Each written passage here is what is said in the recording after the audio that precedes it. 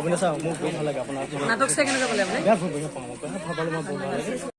বৰ্তমান আমি গৈ আছোঁ হাপেখেতি গৈ আছোঁ, হাপেখেতি হায়াৰ ছেকেণ্ডেৰী গৈ আছোঁ। আজি এইটো হাপেখেতি হায়াৰ ছেকেণ্ডেৰী এখন ডাঙৰ নাটক যিখন আমাৰ আপাউন থিয়েটাৰ চলি আছে, তাত গৈছোঁ। হাপেখেতি প্ৰেছ ক্লাবে আনিছে আৰু তাত গৈ আছোঁ। পৰিয়াল আছে মোৰ লগত, মোৰ মিছেছ আছে, ছোৱালীজনী আছে আৰু ল'ৰাটো গ'ল, আগত গ'ল। আমি তিনিজনক গাড়ী লৈ আহিছোঁ। গতিকে ভিডিঅ'টো বৰ জোৰদাৰ ভিডিঅ' হ'ব, যিহেতু পজিটিভাকো লগ কৰিম।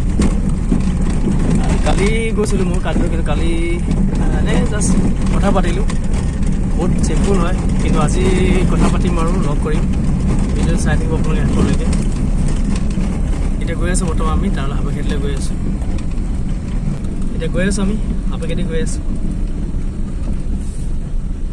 চাই থাকিব ভিডিঅ'টো শেষলৈকে। আৰু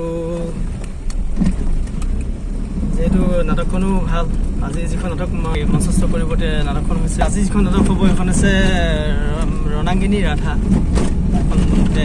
এখন মানে হেৰিয়াৰ ওপৰত হ'ব, যিখন মানে স্বদেশ প্ৰেমৰ ওপৰত হ'ব। আৰু যিহেতু তেনেকুৱাই হ'ব আৰু তাই চাগে মই আপোনাৰ গোটেই হেৰিটো মোৰ চৰিত্ৰটো আমাৰ পজিটিভাই গোটেই হেৰি কৰিব সেইখিনি। আৰু কালি যিখন নাটক হৈ গ'ল সেইখন আছিলে মই নাটক কৰা ছোৱালী, সেইখন ভাল নাটক আছিলে।